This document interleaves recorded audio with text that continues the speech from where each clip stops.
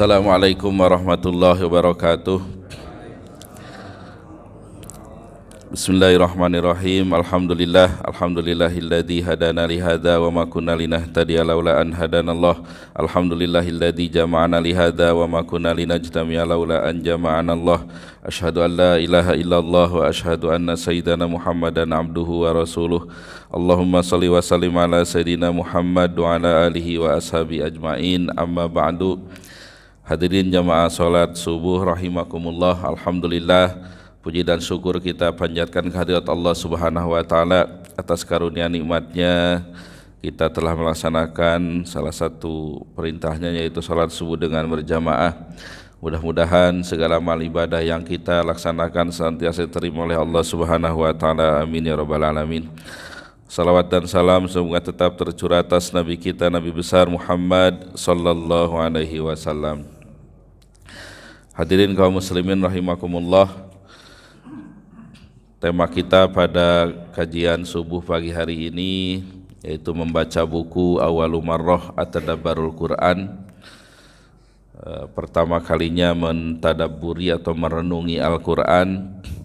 Namun sebelumnya mari kita sama-sama niat beriktikaf sambil berzikir. Kita menunggu waktu syuruk supaya apa yang kita kerjakan, karena amal itu tergantung niatnya ya. Kalau niatnya satu ya pahalanya satu, tapi kalau diniatkan banyak ya insya Allah dapatnya banyak ya.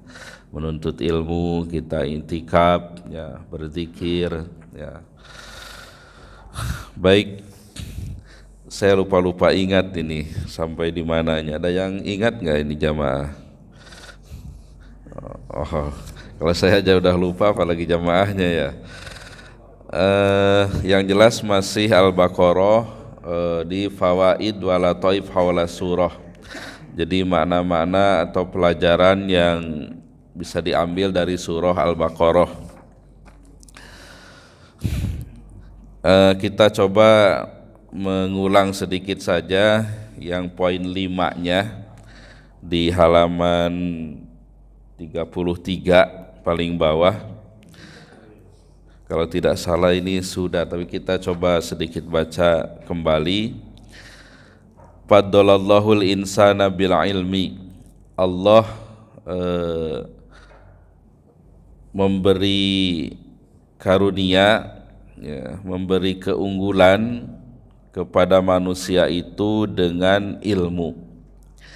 Qala ta'ala, Allah Ta'ala berfirman, wa 'allama Adamal asma'a kullaha. Dan Allah mengajari kepada Nabi Adam seluruh nama-nama di alam raya ini, di jagat raya ini. Ini kisah ya, Nabi Adam di surga. Saya dulu sudah panjang lebar ketika membicarakan masalah setan ya, ketika bahas a'udzubillahi minasyaitonirrajim. Di situ dibahas tentang sejarah setan, itu siapa itu setan ya. Jadi ada istilah iblis, ada istilah jin ya, ada istilah setan ya. Nah, kalau iblis ini ya kana minal jin, jadi jenisnya jenis jin ya. Jadi makhluk itu ada jenis jin. Jin itu dari janna, artinya yang tersembunyi gitu. Nah, seakar dengan kata jin itu seperti janin ya. Janin itu kan tersembunyi gitu. Jadi makhluk tidak kasat mata itu. Nah, itu iblis ya. Adapun setan ya, itu kategorinya ada. Jadi setan itu dari syatona, artinya ba'uda min rahmatillah, yang jauh dari rahmat Allah itu. Nah, tugasnya setan ini adalah mengganggu manusia. Nah, kalau dalam surah An-Nas bahasanya alladzi waswisu fi sudurin nas minal jinnati wan nas. Nah, yang menggoda hati manusia ya, dari golongan jin dan manusia. Nah, berarti setan itu ada setan jenis jin, ada setan jenis manusia. Itu. Nah, Allah menyebutkan juga dalam Al-Quran itu, dalam surah Al-Baqarah di awal itu, wa idza khalau ila syayatinihim, gitu kan. Apabila mereka kembali kepada setan-setan mereka, dalam tafsirnya itu ai ila ru'asaihim, ya, kepada pemimpin-pemimpin mereka. Jadi manusia pun bisa kategorinya setan, ya. Nah, yaitu tugasnya yang menjauhkan dia dari rahmat Allah Subhanahu wa taala, yang menggoda manusia lain, gitu. Nah, ini cerita itu, ya. Nah, kita sudah, ini ceritanya sudah populer, banyak juga diulang, ya. Ketika Nabi Adam diciptakan, ya, kemudian diberi ilmu oleh Allah, ya, ya, sehingga dengan ilmu itu, ya, seluruh malaikat disuruh sujud kepada Nabi Adam alaihi salam, ya, kecuali semua malaikat sujud kecuali iblis, ya, iblis. Nah, di antara pelajaran lainnya sudah saya sampaikan juga, kata iblis, ya, dalam Al-Quran itu yang pernah saya baca itu ada 11, ya, 11, dan 9 itu dalam kisah pengusiran Nabi Adam alaihi salam, ya. Ya, ada 11 kata iblis, ya. Kalau nggak percaya hitung sendiri, biar cepat udah percaya aja. Nah, menariknya kenapa kisah ini diulang-ulang itu sampai 9 kali dalam Al-Quran dalam berbagai macam surah itu. Nah, ini kan banyak pelajarannya dari kisah itu, saya juga sudah menyampaikannya, ya. Jadi ini supaya manusia ini hati-hati, ya, hati-hati dengan jebakan setan ini. Jangan sampai seperti Nabiullah Adam alaihi salam karena digoda oleh setan ini sehingga terusir dari surga, ya. Kemudian di antara pelajaran lainnya juga adalah kesombongan daripada iblis yang tidak mau sujud kepada Nabi Adam. Itu jangan sampai manusia itu ada setitik saja dari kesombongan, ya, karena la yadkhulul jannata maka nafi qalbihi misqala dzarratin min kibrin, ya. Jadi tidak akan masuk, kama qala sallallahu alaihi wasallam, tidak akan masuk surga orang yang ada setitik saja dari kesombongan, gitu. Terus ada yang bertanya bagaimana dengan orang yang suka memakai baju dan sandal yang bagus, gitu. Kemudian Nabi menjawab, innallaha jamilun yuhibbul jamal, al-kibru batarul haq wa ghamtun nas, ya. Allah itu indah dan menyukai keindahan, sementara sombong itu batarul haq, menolak kebenaran, wa ghamtun nas, dan merendahkan manusia, itu. Jadi kesombongan itu tidak nampak dari pakaian, ya, atau penampilan, ya. Justru bahkan kalau ke masjid itu ya kita memakai pakaian yang baik-baik, yang terbaik, begitu. Ya, jadi tidak nampak, tapi kesombongan itu menolak kebenaran, ya, tahu itu kebenaran, tahu itu perintah Allah, tapi tidak melaksanakannya. Seperti iblis, tahu sujud kepada Adam itu perintah Allah, tapi tidak mau melaksanakannya. Kemudian yang kedua, pernyataan iblis, ya, ana khairun minhu, saya lebih baik dari Adam. Nah, ini maksud ghamtun nas, merendahkan manusia, gitu. Saya lebih baik dari orang ini umpamanya, begitu. Nah, ini juga di antara pelajarannya. Kemudian Imam Al-Ghazali, ya, dalam Ihya Ulumuddin itu mengingatkan, ya, ada beberapa hal yang membuat orang itu sombong, ya. Yang pertama dengan amalnya, ya, merasa banyak amal dan sebagainya, merendahkan orang lain. Kemudian dengan ilmu, ya, merasa banyak ilmu, ya, semua strata pendidikan sudah dilewati dan sebagainya sehingga merendahkan orang lain. Yang ketiga karena harta, itu, merasa kaya dan sebagainya. Kemudian karena kecantikan atau ketampanan, ya, merasa cantik dan tampan sehingga merendahkan orang lain. Yang kelima keturunan ya, keturunan merasa turunan ningrat ya, darah biru dan sebagainya sehingga merendahkan orang lain. Kemudian karena kekuatan ya, merasa kuat, masih muda dan sebagainya sehingga merendahkan orang lain. Kemudian yang terakhir karena banyaknya pengikut gitu. Nah, ini diingatkan oleh Al-Ghazali, jangan sampai hal-hal itu yang membuat seseorang menjadi sombong. Baik, kembali lagi, karena ilmu itulah ya Nabi Adam alaihi salam ya dimuliakan di surga yang melebihi makhluk-makhluk Allah lainnya ya, sehingga malaikat pun disuruh sujud kepada Adam ini. Kemudian firman Allah, wa qala ta'ala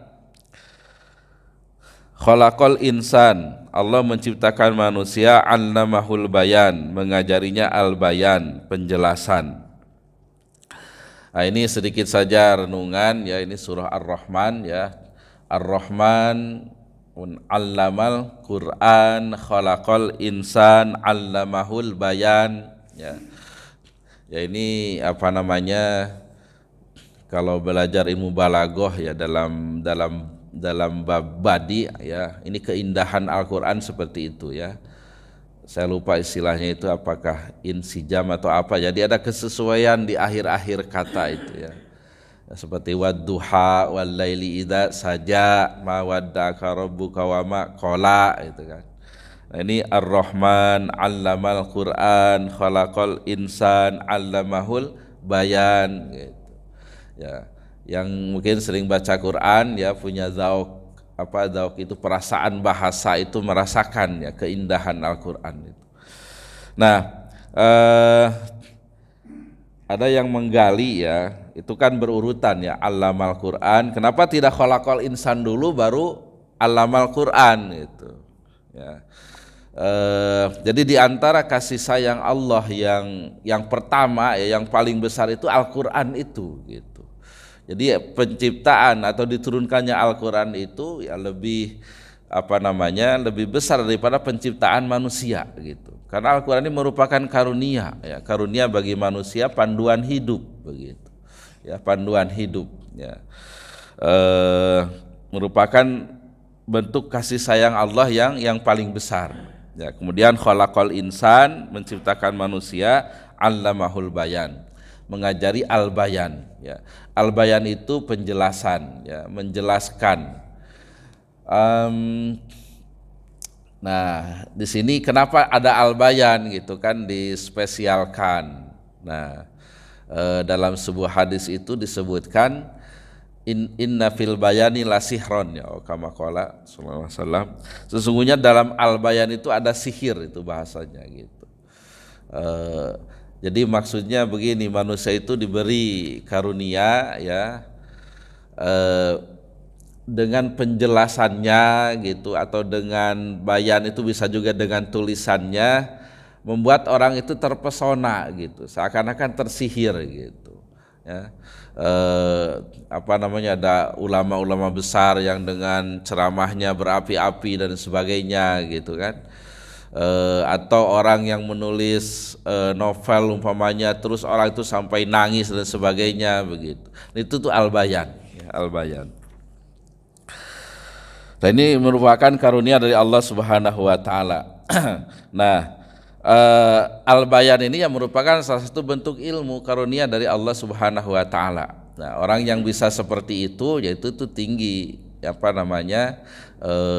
derajatnya di sisi manusia begitu. Kemudian waqala ta'ala an nabihi Musa, Allah taala berfirman tentang nabinya Nabi Musa alaihissalam, a'udzubillahi an akuna minal jahilin. Ya Allah, aku berlindung kepada Allah supaya tidak termasuk orang-orang yang bodoh. Wa afdalul ilmi, adapun ilmu yang paling utama adalah maja anillahi subhanah, yaitu ilmu yang datang dari Allah Subhanahu wa taala, fahuwa khaliqul kaun ya, karena dialah pencipta alam raya ini, wa huwa bikulli syai'in alim, dan Allah itu maha mengetahui atas segala sesuatu. Baik, pelajarannya bagi kita ya, kalau kita emang ingin diangkat derajat kita baik di dunia maupun di akhirat, yaitu dengan ilmu ya, dengan ilmu. Makanya perintah Allah yang pertama, wahyu pertama itu ya ilmu, Iqra, supaya membaca. Itu tidak perintah sholat zakat dulu, tapi bacalah itu. Nah, kemudian kita juga ya harus berupaya ilmu ini ya, harus berupaya supaya tiap hari itu ya nambah ya. Karena nabi tidak diajarkan untuk meminta tambahnya harta itu.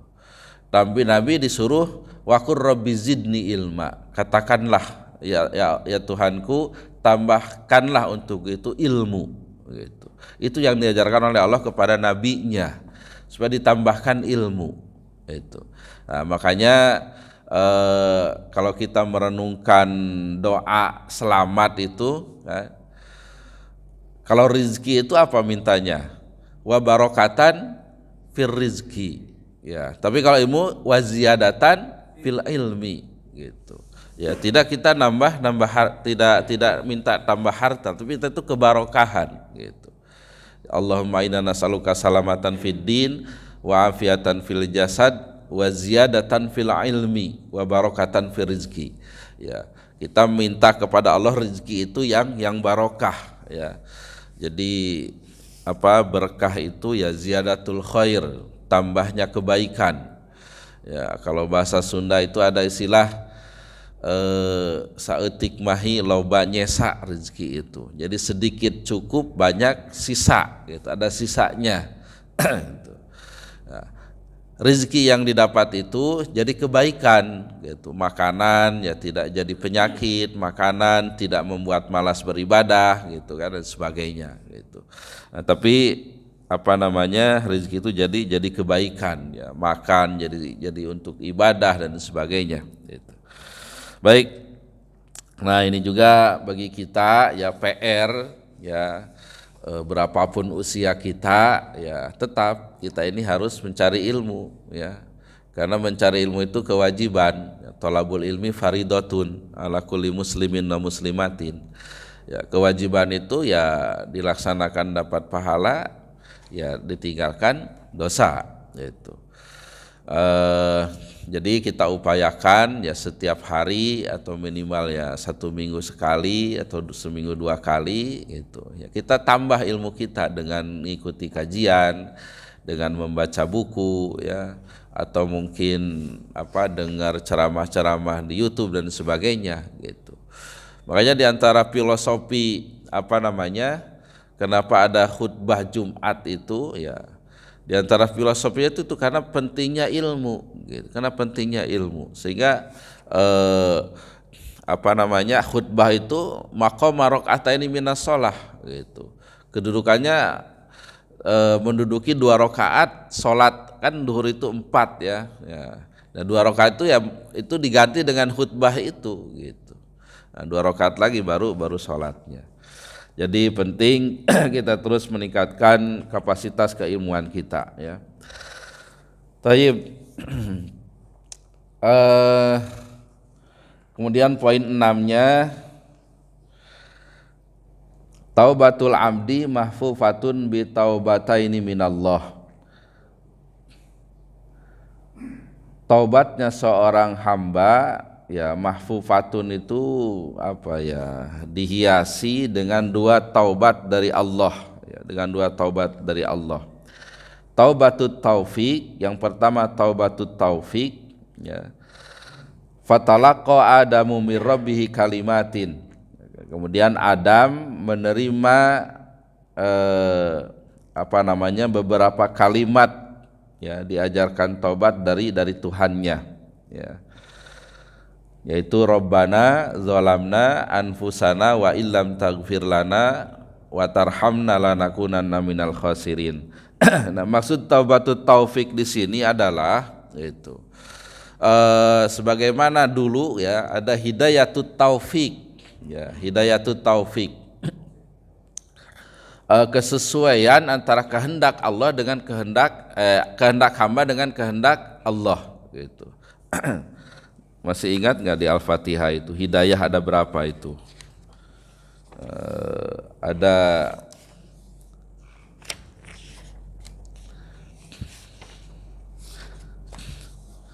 wah ini ada 5 apa berapa itu?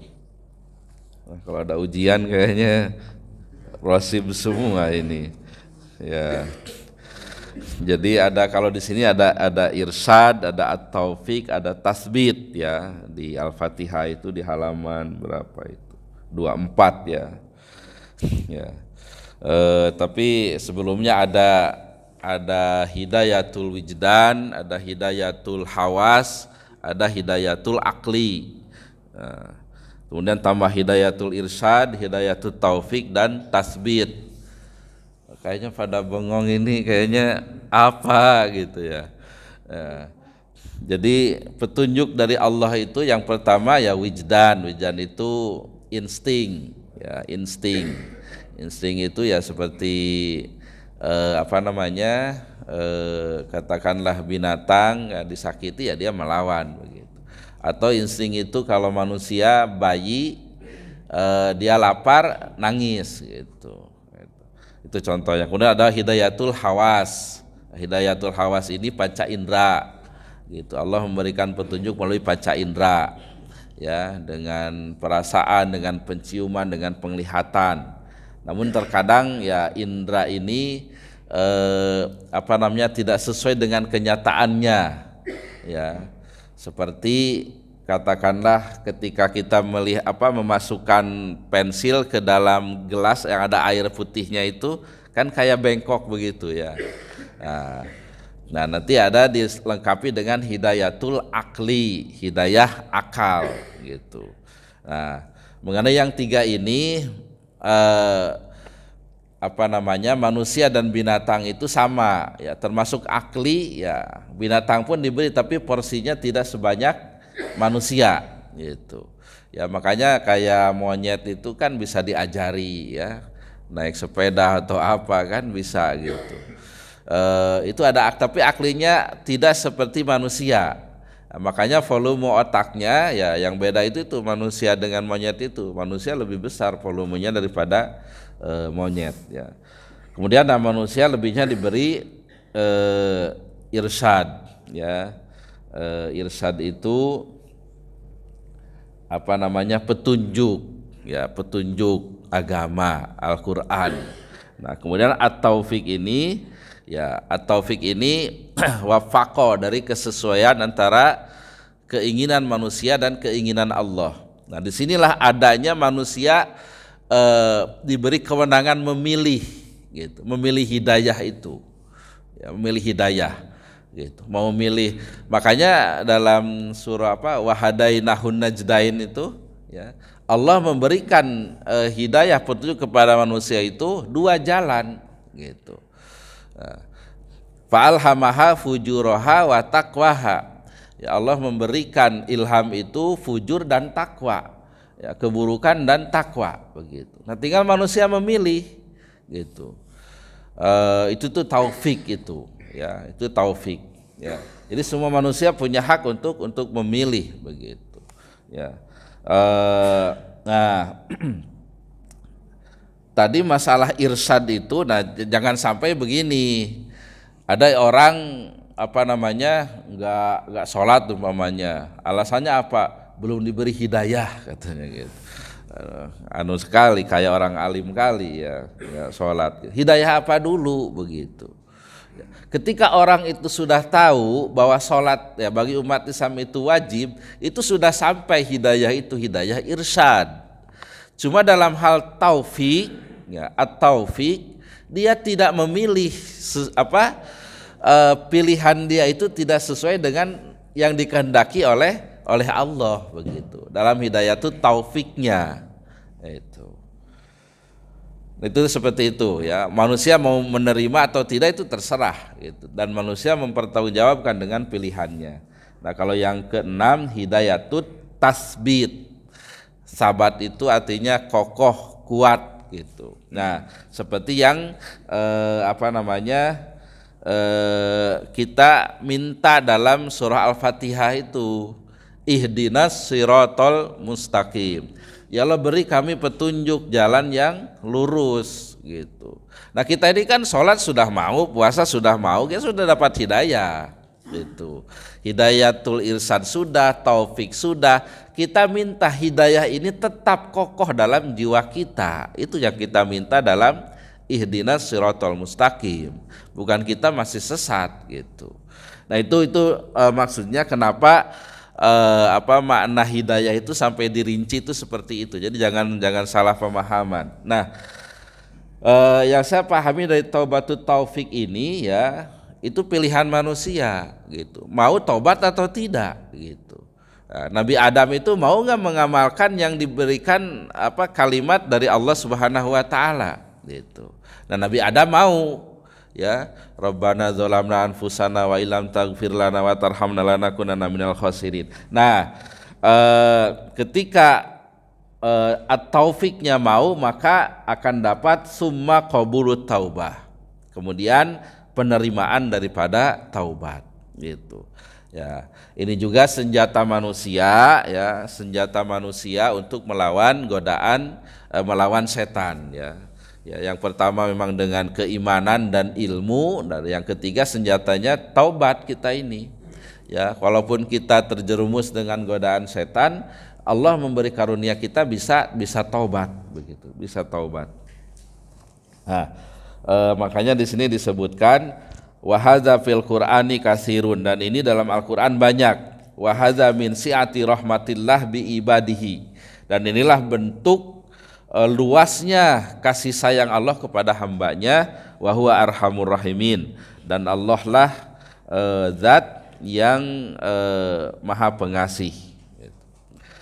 Baik, nah, siap-siap nanti kalau ada ujian ya. Hidayah ada berapa? Ada 6, apa saja? Ya namanya ngaji begini ya, mudah-mudahan aja dengan niat kita, kesungguhan kita ya, Allah memberikan kita pahala ya. Kita juga ya, kalau ditanya apa yang sudah kita kerjakan dengan Quran ini, kita sudah berusaha ya, berusaha membaca, memahami, merenungi Al-Quran ini. Mudah-mudahan dengan ini kita jadi ahlul Quran ya. Baik, kalau tidak salah waktu suruk itu lewat 26 ya, 23 ya, nanti lewatkan 10 menit ya. Baik, poin 7-nya, qad taro aw tasma'u an mawaqifa li basarin la yasduquha aqluka ayyaf alaha hayawanun fadlan an basar. Engkau melihat atau mendengar perilaku-perilaku manusia yang akalmu itu tidak membenarkannya gitu. Akalmu itu tidak membenarkannya, itu dikerjakan oleh manusia, oleh hewan, fadlan an basar, apalagi oleh manusia itu. Jadi ada fenomena-fenomena yang ini hewan saja enggak mengerjakannya gitu, tapi manusia mengerjakannya itu. Nah, nanti kita fenomenanya kalau lihat berita kriminal itu kan Masya Allah ya, sangat miris sekali ya. Terakhir yang diulang-ulang beritanya itu di mana? Jagakarsa kalau tidak salah ya. Ayah yang membekap, yang membunuh 4 anaknya itu ya. Sebelum dibunuhnya di foto dulu, di video lupa saya. Kemudian dibekap sampai meninggal. Kemudian dekat dengan mainan-mainannya kan, di foto juga, ditulis nulis apa dia itu. Nah, itu kan binatang saja nggak ada yang bunuh bunuh anaknya. Tapi manusia ini lebih daripada binatang begitu ya, lebih daripada binatang. Ini salah satu contohnya. Nah, di sini disebutkan fala tata'ajjab ya, jangan kaget, jangan heran, jangan aneh. Fa inna minan nas, karena di antara manusia itu man, ada orang qulubuhum, yang hati-hati mereka itu asyaddu qaswah, ya lebih keras minal hijarati, daripada batu. Kama zakarallahu ta'ala, sebagaimana disebutkan, difirmankan oleh Allah, summa qasat qulubukum min ba'di dzalika fahiya kal hijarati au asyaddu qaswah. Kemudian hati kalian itu menjadi keras setelah itu, dan kerasnya seperti batu, au asyaddu qaswah, bahkan lebih keras daripada batu, inilah apa namanya, salah satu fenomena, ya, fenomena sifat manusia yang disebutkan oleh penciptanya, Allah Subhanahu wa taala. Ya, Al-Qur'an itu, ya, buku panduan hidup kita, itu banyak menyebutkan sifat-sifat manusia, ya, sifat-sifat manusia. Jadi antaranya manusia itu wa uhdiratil anfusus suh, ya, ditabiatkan pada manusia itu as-suh, suh itu pelit, gitu, pelit. Dasarnya manusia itu pelit, gitu. Tapi di ayat lain kan disebutkan wa may yuqassuha nafsihi faulaika humul muflihun. Siapa yang mampu menundukkan kepelitan dirinya, maka dialah orang yang beruntung. Ya, jadi kalau manusia pelit, ya wajar, itulah dasarnya. Tapi akan menjadi manusia yang beruntung ketika dia itu mampu menundukkan kepelitannya menjadi dermawan, begitu. Cuma dasarnya itu pelit, gitu. Kemudian apa itu wa khuliqal insanu halu'a, apa? Halu'a, ya, manusia itu suka mengeluh, ya. Idza masalu khairu manu'a wa idza masahu syarru jazua. Tapi ilal musallin, kan. Jadi kalau dapat kebaikan, ya diam-diam aja, gitu. Tapi kalau dapat keburukan selalu mengeluh, gitu. Makanya manusia itu kalau ada yang mengeluh, dia biasa keluhannya lebih tinggi lagi, gitu kan. Itulah sifat manusia, kecuali orang yang sholat, yang baik sholatnya, dia tidak akan banyak mengeluh, begitu. Nah, itu diantara sifat-sifat manusia yang disebutkan oleh Allah Subhanahu wa ta'ala. Nah, dari ayat ini, ya, salah satunya disebutkan hati manusia itu bisa lebih keras daripada batu. Sehingga kalau hati sudah keras, maka akan timbul perilaku yang tidak baik, ya, yang tidak baik. Makanya sesuai hadis, inna fil jasadi mudghah, idza saluhat saluha sairul jasad, wa idza fasadat fasada sairul jasad, ala wahyal qalb, atau kama qala sallallahu alaihi wasallam. Sungguhnya di diri manusia ada mudghah, segumpal darah, ya. Kalau dia baik, maka akan baik seluruh anggota tubuhnya. Kalau dia rusak, maka akan rusak seluruh anggota tubuhnya. Ala wahyal qalb, itulah hati. Kalau hati baik, maka akan keluar perilaku-perilaku yang baik, ya, perkataan, perbuatan dan sebagainya. Tapi kalau hati tidak baik, ya akan keluar kata-kata yang tidak baik, perilaku yang tidak baik juga, begitu. Ya, makanya saya bisa memastikan, ya, orang-orang yang pelaku kriminal, ya, itu bisa ke 99% hatinya itu rusak, begitu. Ya, hatinya itu rusak, itu. Kayak kemarin, ya, ada apa namanya, Rakornas KPAI kalau tidak salah, tentang perlindungan anak, ya, tentang perlindungan anak itu banyak dibahas, ya, yang perundungan dan sebagainya, ya, orang tua yang menyiksa anaknya itu sampai dirantai, lehernya itu. Termasuk katanya ada juga yang mempermasalahkan itu dari Komisi 8 itu, siapa ketuanya itu, ya. Nah, termasuk katanya lembaga-lembaga pendidikan juga, pesantren katanya. Nah itu ya intinya pelakunya itu walaupun dia di pesantren memang hatinya tidak baik, begitu. Hatinya itu tidak baik, begitu. Intinya kuncinya itu di hati. Nah, mengenai masalah hati ini, ya, panjang juga, ya, bahasannya, ya. Kalau tidak salah di Ihya itu ada juga bab tentang hati ya tersendiri gitu ya.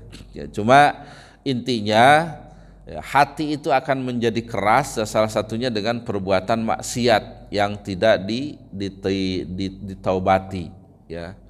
Ya karena ya, diibaratkan, saya lupa itu hadis atau bukannya, hati itu ibarat kaca ya. Ketika ada satu dosa, maka di situ ada satu noktah hitam. Nah, kalau dia dibersihkan ya maka dia akan bersih. Tapi kalau tidak dibersihkan maka noktah-noktah itu akan banyak dan akan menutupi kebeningan daripada cermin tersebut begitu. Nah, makanya di antara cara agar hati kita itu bersih itu dengan memperbanyak istighfar ya, dengan memperbanyak beristighfar, minta ampun kepada Allah ya. Yang diupayakan memang tidak banyak melakukan dosa ya, karena dosa itu yang mengotori hati begitu ya.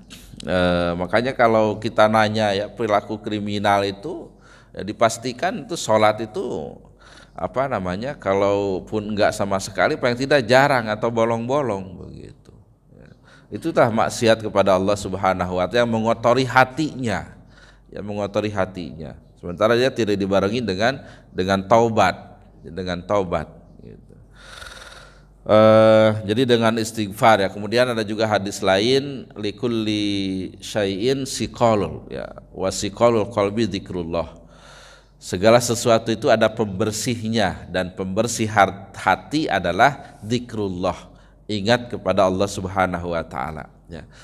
Ya oleh karenanya ya mari kita ya kapanpun dimanapun yang diupayakan kita selalu mengingat Allah ya. Kemudian dzikir itu ya apakah utama jahar atau atau sir ya.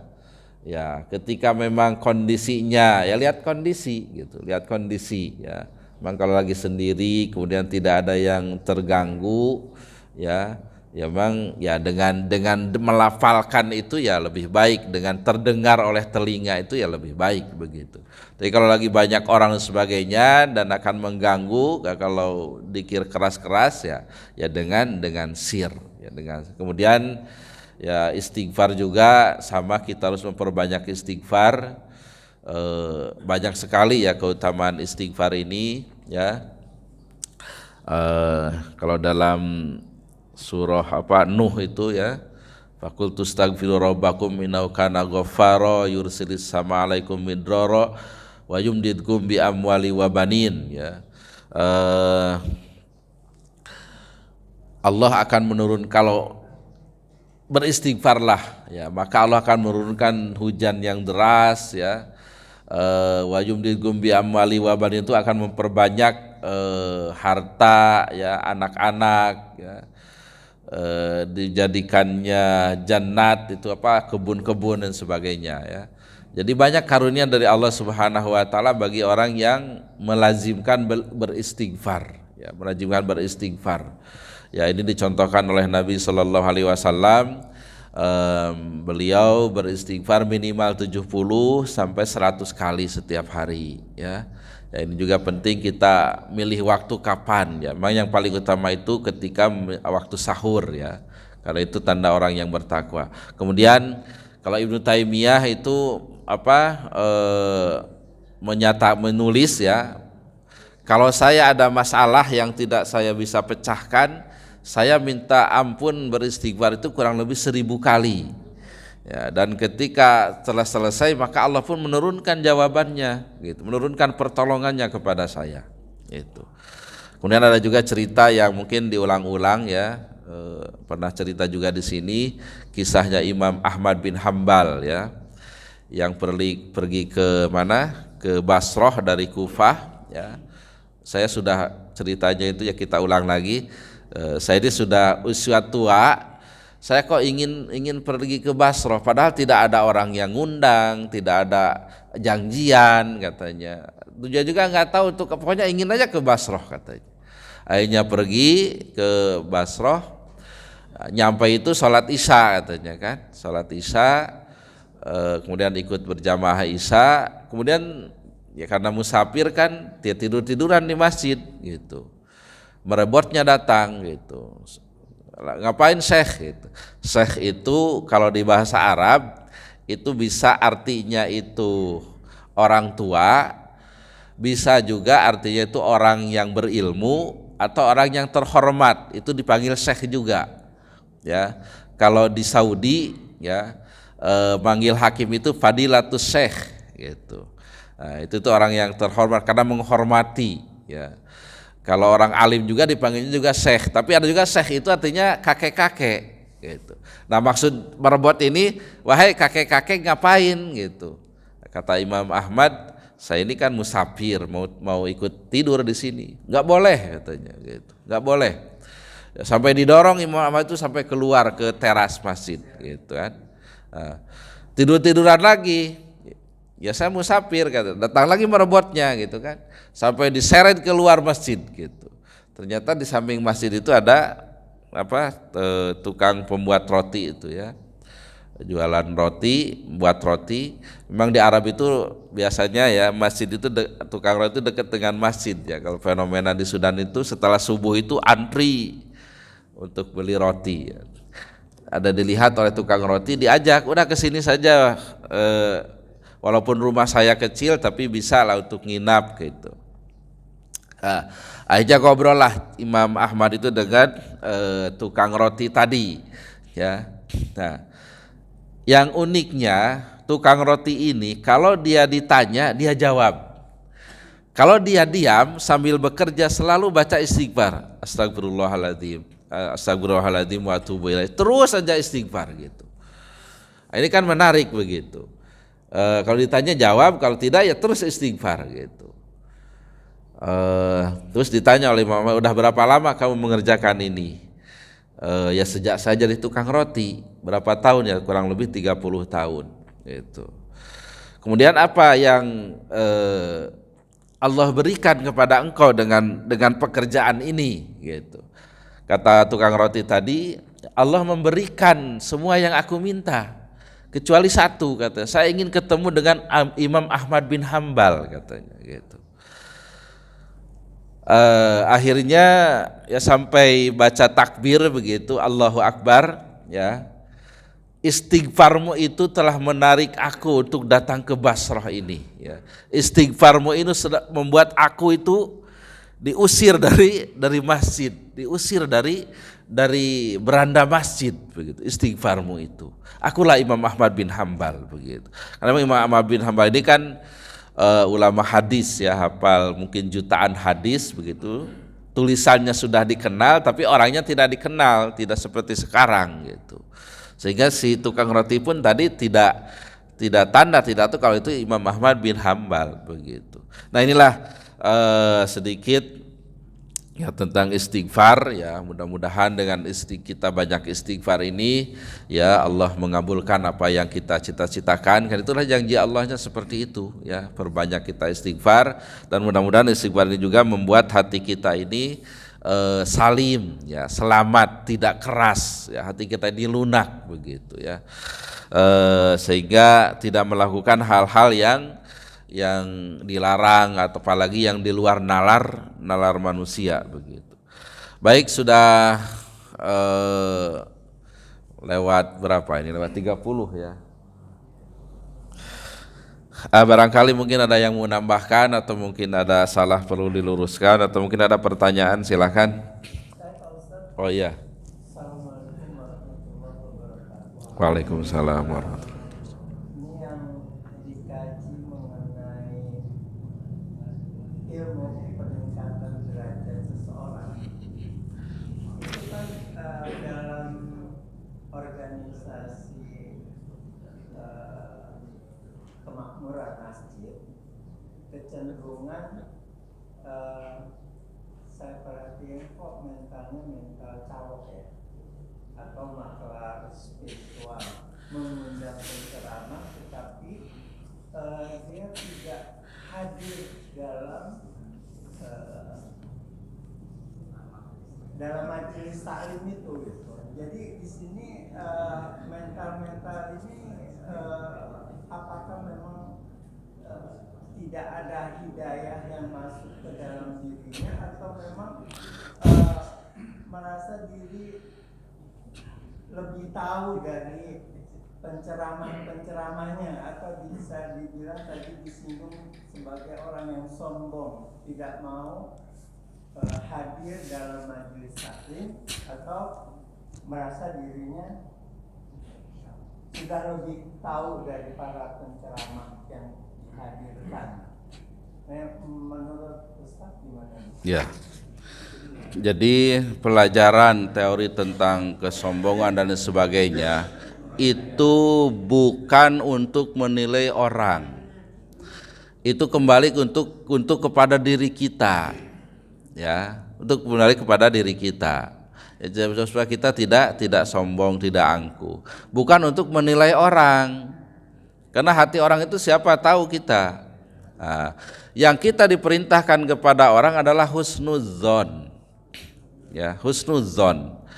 Makanya di antara supaya kita tidak sombong itu kan melihat orang itu kelebihannya, melihat diri kita kekurangannya, itu kan. Makanya ada ini sifat manusia juga, senang lihat aib orang, gitu. Makanya ada istilah semut di seberang lautan lebih terlihat daripada gajah di pelupuk mata. Itu. Nah, makanya ada, kalau tidak salah hadis ya, tuba liman syaghalahu aibuhu an uyubin nas. Ya. Berbahagialah orang yang disibukkan dengan melihat aib kekurangan dirinya daripada melihat kekurangan orang lain, gitu. Jadi bukan untuk kita tahu hasud, tahu sombong apa itu untuk menilai orang. Ya, karena yang menilai itu adalah Allah. Ya, itu adalah Allah Subhanahu wa taala. Yang harus kita tanamkan kepada orang adalah husnuzon. Ya, husnuzon dan doa terbaik begitu. Nah, husnuzonnya mungkin dia ada halangan, mungkin dia ada pekerjaan yang buru-buru, atau mungkin sakit dan sebagainya. Nah, ya di samping doa tentunya doa terbaik begitu ya. Doa terbaik. Ya dengan mengajak kita ngaji kan sudah kebaikan juga. Itu. Nah, jadi itu bukan untuk menilai orang. Ya, karena kesombongan itu kan tadi tidak nampak di penampilan, di pakaian, tapi hati. Dan itu hati itu kemarin di mana ini? Fal qalbu huwa mahalu nadzarillah. Itu kan di sifat orang yang takwa kemarin tuh. Jadi hati itu tempat melihatnya Allah begitu ya. Yahulu bainal mar'i wa qalbih gitu. Allah itu bahasa Al-Qur'an itu ada antara hati dan orang tersebut gitu. Ya, kalau istilah spiritual questionnya siapa? Ian Masal dan Johar itu ada God spot gitu. Hati itu titik Tuhan gitu. Ya, titik Tuhan. Ya. Jadi yaitu ya biarkan ya, yang penting hati kita bersih, jangan punya suudzon yang tidak, karena suudzon juga tidak baik gitu kan. Ya. Ya biarkan makanya kecuali memang yang sudah jelas-jelas pelanggar ya, makanya ada istilah dalam pidana itu kan praduga tak bersalah juga kan ya, itu udah masalah ranah hukum ya, apalagi ranah sosial gitu ya, ranah sosial. Baik, ya kita bukan untuk menilai orang ya, kita juga tidak disarankan untuk memberi penilaian ya, ya kita husnudzon saja dan kita doakan. Kalaupun mungkin ada masalah atau apa ya kita doakan yang terbaik gitu. Baik, barangkali ada yang lainnya atau ada yang menambahkan? Ya, gimana Pak? Waalaikumsalam.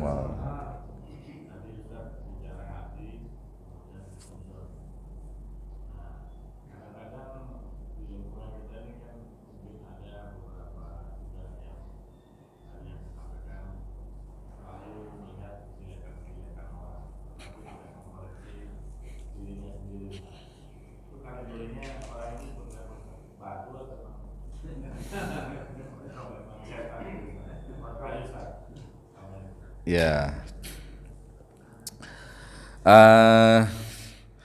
Ya, yang jelas kan bahasanya itu sifat ya, sifat manusia itu ya seperti itu. Makanya ada hadisnya, tuba liman sagolahu aibuhu an uyubin nas, itu kan. Berbahagialah orang yang disibukkan dengan melihat kekurangan dirinya daripada melihat kekurangan orang lain, gitu.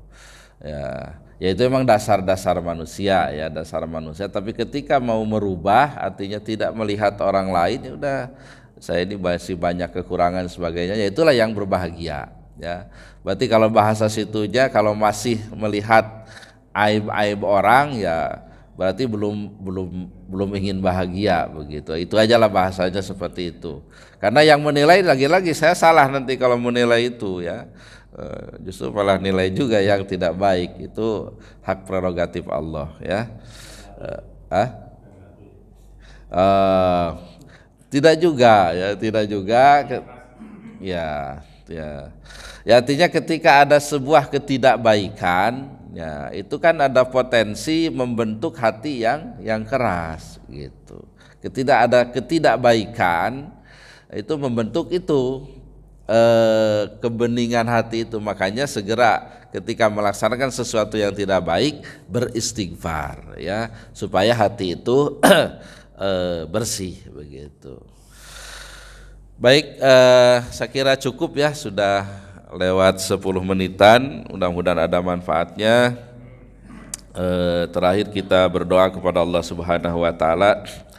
Yang pertama kita doakan orang tua kita, keluarga kita yang sudah dipanggil oleh Allah Subhanahu wa taala, mudah-mudahan diterima amal ibadahnya, diampuni dosanya, ditempatkan di tempat terbaik sisi Allah Subhanahu wa taala. Kita doakan saudara-saudara kita yang sedang ditimpa musibah seperti sakit dan sebagainya, mudah-mudahan lekas disembuhkan oleh Allah dan diberi kesabaran dalam menerima musibahnya. Ya, kita doakan juga saudara-saudara kita yang mungkin belum mendapat hidayatut taufiknya, masih belum. Kita doakan mudah-mudahan mereka mendapat hidayah dari Allah Subhanahu wa taala. Kita doakan juga anak kita menjadi anak-anak yang soleh, yang solihah, anak-anak yang berilmu, ya, berumur panjang, mengabdi kepada Allah, berbakti kepada kedua orang tua. Mudah-mudahan semua maksud baik kita dijawab oleh Allah Subhanahu wa taala. Li hadiniyah wa likulli niyatin shalihah barakati al-Fatihah.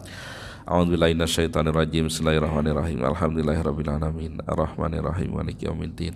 Iyyaka na'budu wa iyyaka nasta'in. Ihdinas siratal mustaqim. Shiratal ladzina an'amta 'alaihim. Bismillahirrahmanirrahim. Alhamdulillahirabbil alamin. Hamdan yuwafi ni'amahu wa yukafi'u mazidah. Ya Rabbana lakal hamdu kama yanbaghi li jalali wajhika wa 'azimi sultanik. Allahumma shalli ala Muhammad wa ala ali Muhammad. Allahumma ighfir lana dzunubana wa liwalidina warhamhuma kama rabbayana shighara. Allahumma jal jamana hadza jaman marhuma wa tafarruqana min ba'dihi tafarruqan ma'suma. Rabbana hab lana min azwajina wa dzurriyyatina qurrata a'yun waj'alna lil muttaqina imama. Rabbana la tada' lana dhanban illa ghafartah wa la hamman illa farajtah wa la daynan illa qadaitah wa la maridan illa syafaitah wa la aiban illa satartah wa la hajatan min hawajid dunya wal akhirati illa qadaitah ya arhamar rahimin. Rabbana atina fid dunya hasanah wa fil akhirati hasanah wa qina adzabannar. Wa sallallahu ala sayyidina Muhammadin wa ala alihi wa sahbihi wa sallam. Subhana rabbika rabbil izzati amma yasifun, salamun alal mursalin, walhamdulillahi rabbil alamin. Subhanakallahumma bihamdika asyhadu an la ilaha illa anta astaghfiruka wa atubu ilaik. Alhamdulillahi rabbil alamin. Assalamualaikum warahmatullahi wabarakatuh.